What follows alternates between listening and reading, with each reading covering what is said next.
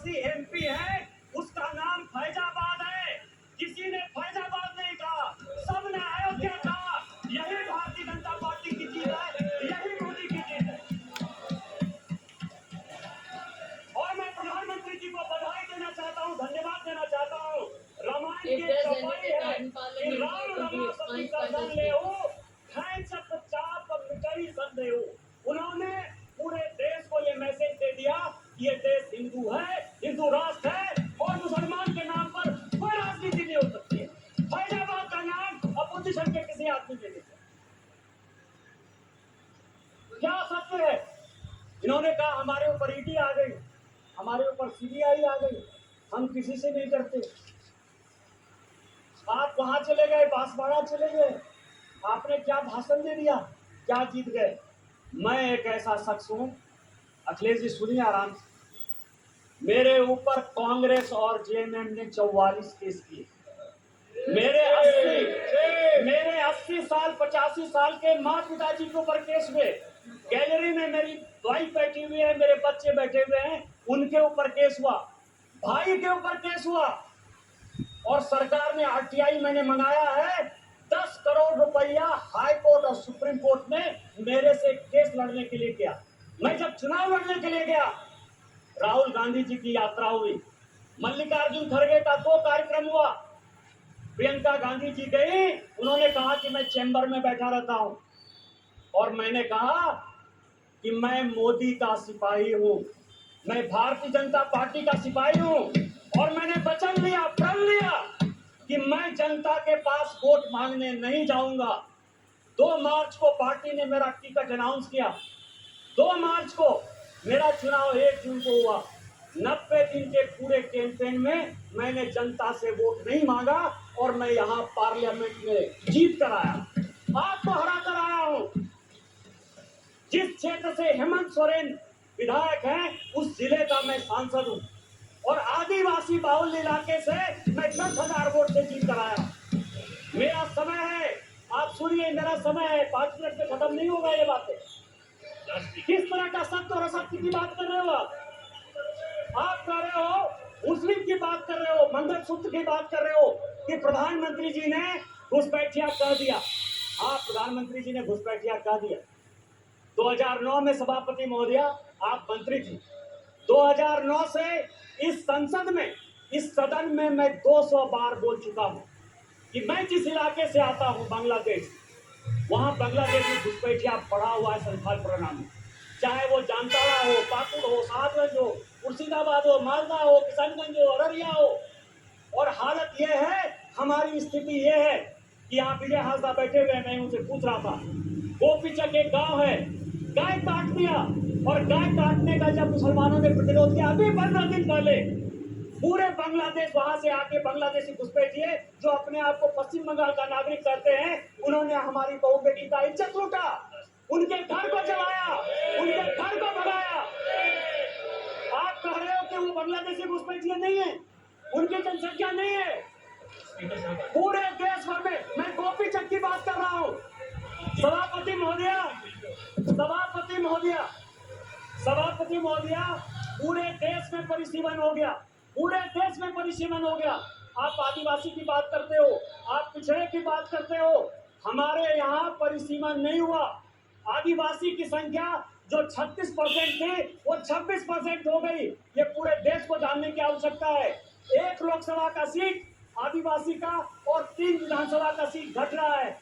परिसीमन नहीं हो गया, घुसपैठिए बढ़ रहे हैं, आदिवासी लड़कियों के साथ शादी हो रही है, धर्मांतरण हो रहा है। इसके बाद में आपको लगता है कि प्रधानमंत्री घुसपैठिए की बात नहीं करेंगे? किस तरह की राजनीति कर रहे हो आप?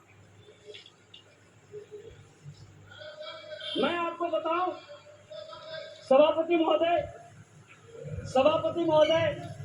शिव की बात होती है, हम उस विचारधारा के लोग हैं। अधजल गगरी छलकत जाए, जिसको कुछ समझ में नहीं आती। यदि आपको शिव का ही दिखाना था, गुरु नानक का दिखाना था, तो मंदिर चले जाते यार, गुरुद्वारा चले जाते। इस पार्लियामेंट में फोटो क्यों दिखा रहे? चले जाते ना। और जिस अभय मुद्रा की बात कर रहे हैं, मैं ब्राह्मण हूं और मुझे गर्व है कि ब्राह्मण हूं। जिस अभय मुद्रा की बात करते हो, भगवान शंकर को 4 हाथ है, 4 हाथ है, एक हाथ में होता है। और हस्त मुद्रा में ऐसे भी हाथ है, ऐसे भी हाथ है, ऐसे भी हाथ है। 28 मुद्राएं हैं। और 28 मुद्रा क्या है जो माननीय मोदी जी कह रहे हैं, ये सबको जानने की आवश्यकता है। एक मुद्रा वो है जिसके हाथ में डमरू बजा हुआ है। डमरू मतलब स्टार्ट करिए, प्रकृति को स्टार्ट करिए, जीवन को स्टार्ट करिए, गरीबों के लिए काम करना स्टार्ट कीजिए। दूसरे हाथ में क्या है? डिस्ट्रॉय करना। अग्नि है भगवान शिव के हाथ में। वो ये कहता है कि चाहे हेमंत सोरेन हो, चाहे केजरीवाल हो, जो भ्रष्टाचारी है, जिसने जनता का पैसा लूटा है, उसको जेल भेजिए। तीसरा हाथ है जो ये कहता है कि जनता को खाना खिलाइए। और चौथा हाथ है कि कभी भी विकसित भारत के लिए, भविष्य के लिए, इंसॉल्वेशन के लिए, ये भगवान शिव है। आपको यदि धर्म नहीं पता है यार, कहां से धर्म के बारे में पता करोगे? त्रिशूल जो है भूत, भविष्य और वर्तमान की व्याख्या करता है, इसीलिए वो त्रिशूल है।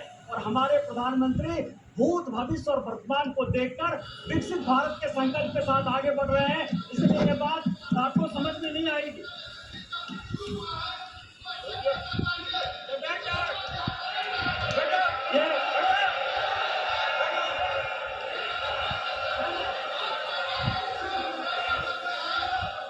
ये सभापति महोदया ये संविधान की बात करती है। अभी मैंने कहा मिसा जी, मैं आपके बारे में बोला, उन्होंने कहा कि मैं बोलूंगी। मिसा भारती जब पैदा हुई तो जेल में थे। मेरे गुरु गोविंदाचार्य उस वक्त वो भी जेल में थे, राम बहादुर राय भी जेल में। और लालू जी को राम बहादुर राय ने सजेस्ट किया कि अपनी बेटी का नाम मिसा रखें, इसीलिए उनका नाम मिसा भारती। जिस किताब का विमोचन राहुल गांधी ने किया, एमके स्टालिन की आत्मकथा का, उसमें सबसे बढ़िया टॉपिक क्या है सभापति महोदय पता है? कि इमरजेंसी में जो है मेरे पिताजी ने पुलिस को हैंडओवर कर दिया। और यहाँ बैठे हुए हैं अखिलेश यादव जी, इनके पिताजी के साथ मुझे काम करने का मौका मिला। और बड़े आदमी, इतने बड़े आदमी थे कि वो हमेशा कहते थे कि मैं तुम्हारा भाषण सुनता। उन्होंने मुझे इमरजेंसी की कहानी सुनाई कि जिस दिन इमरजेंसी गए, उनकी वाइफ के पास जो है खाना खिलाने के लिए अपने परिवार के पास नहीं। आप संविधान की बात करते हो, आपने कहा राज्य डिवीजन कर लिया। आपको पता है कि क्या हुआ? 7वां संशोधन 1956 में जब नेहरू ने किया तो उन्होंने कहा संविधान की आत्मा, आपने भी नरेंद्र मोदी कहा, इसलिए मैं नेहरू कहा।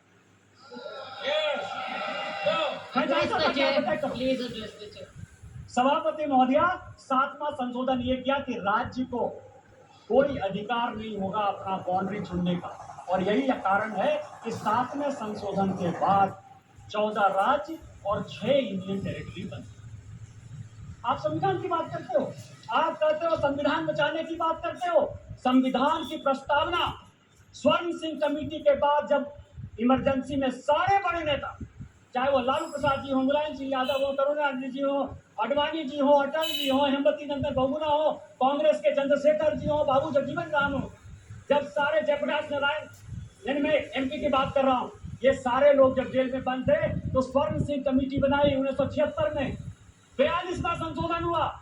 उस 42वें संशोधन ने हमारे धर्म परायण देश को, हम धार्मिक हैं, हम हिंदू हैं, बिट्टू यहाँ बैठा हुआ सिख है, बुद्धिस्ट है, रिचू जी उन्होंने कहा कि हम बुद्धिस्ट है, या ओवैसी बैठे हुए इस्लाम उनके लिए धर्म का विषय है।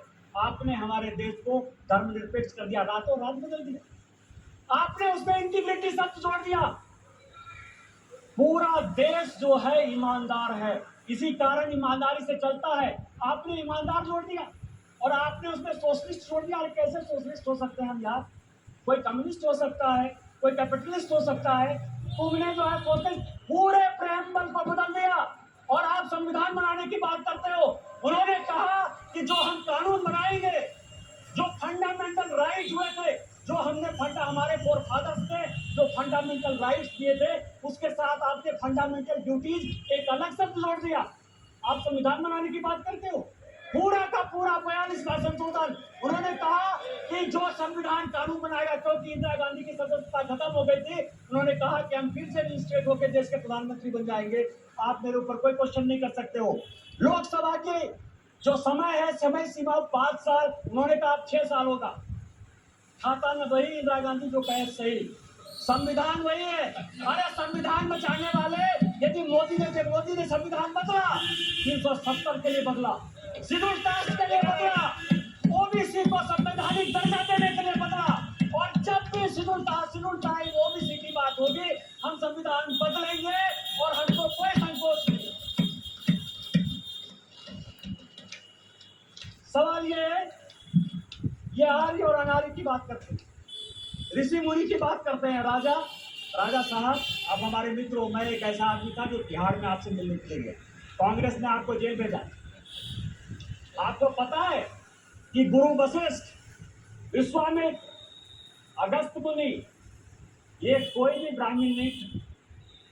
रामायण, महाभारत, गीता लिखने वाले कोई भी ब्राह्मण नहीं थे। कोई भगवान ब्राह्मण नहीं है। रामायण वाल्मीकि ने लिखी, महाभारत वेद व्यास ने लिखा, चारों वेद और 13 उपनिषद सभी वेद व्यास ने लिखे, जो मछुआरे के बेटे थे।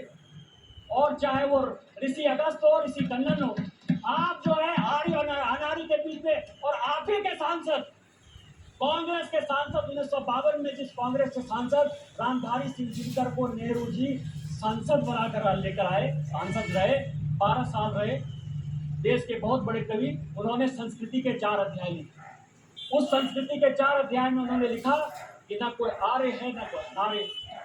जो हरिजन, जो शेड्यूल कास्ट तमिलनाडु का है, वही कलकत्ता का ब्राह्मण है, और जो कलकत्ता का ओबीसी है, वही पंजाब का जो है सिख है।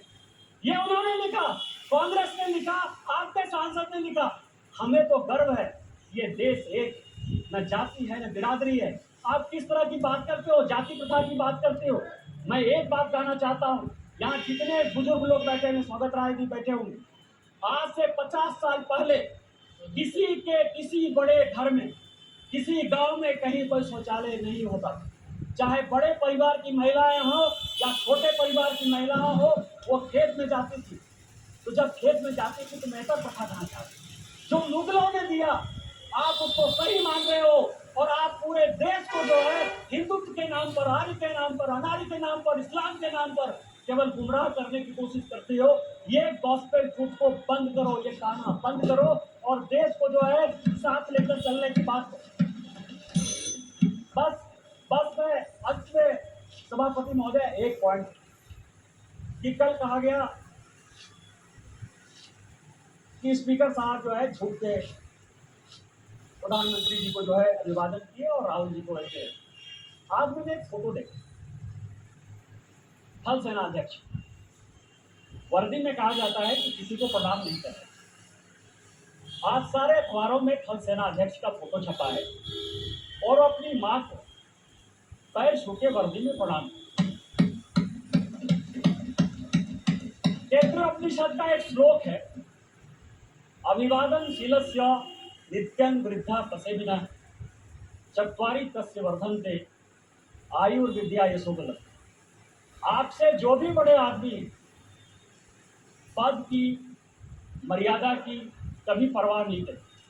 अभी पार्लियामेंट खत्म हुआ, मैं फरवरी की बात कर रहा हूँ, जिस दिन पार्लियामेंट खत्म हुआ मैं बाहर गाड़ी का वेट कर रहा था। मैं सबसे ज्यादा कांग्रेस पर अटैक करता हूँ, राहुल जी, सोनिया जी या पूरा कांग्रेस गांधी परिवार मेरा टॉपिक है, क्योंकि मेरे फादर 1975 में इमरजेंसी में सैक कर दिए गए, उनकी जिंदगी में नौकरी नहीं है। 19 महीने मेरे परिवार के लोग इमरजेंसी में बंद रहे, इसलिए कांग्रेस के प्रति इतना विद्रोह या ये चीज जो है मेरे मन में है बचपन से, क्योंकि मेरा बचपन मैंने देखा ही नहीं, क्योंकि हम लोग सभी देशद्रोही के परिवार के माने जाते। सोनिया जी आई, सोनिया जी ने मेरा हाथ पकड़ा सबके सामने, क्योंकि सबके सामने पब्लिक में एक काम हुआ, इसलिए मैं पब्लिक में बात कर रहा हूँ। और उन्होंने मुझे कहा, निशिकांत आज मेरी तबीयत खराब थी, लेकिन तुम्हारे जैसे लोगों को पार्लियामेंट आना चाहिए। मैंने प्रणाम किया उनको। मैंने ये नहीं सोचा कि वो सोनिया गांधी, वो बड़ी हैं। आप किस तरह के डिस्कोर्स में ले जाना चाहते हो? माननीय मोदी जी हमारे पार्टी के बड़े आदमी, पार्टी टिकट दी तो ओम बिरला जो है इस कुर्सी पर बैठे। यदि उनको पैर छू कर भी प्रणाम कर लेते ओम बिरला जी, तो उस कुर्सी की ताकत कम नहीं होती। आपको भारतीय सभ्यता और संस्कृति के बारे में नहीं पता है, और यदि भारतीय सभ्यता संस्कृति के बारे में नहीं पता है तो आप जिंदगी में कुछ नहीं कर सकते हो। आज आप 98 में चुनाव में आपको जो है लीडर का अपोजिशन का भी मौका नहीं मिलेगा। आपने मुझे मौका दिया। इन्हीं शब्दों के साथ जय हिंद जय भारत।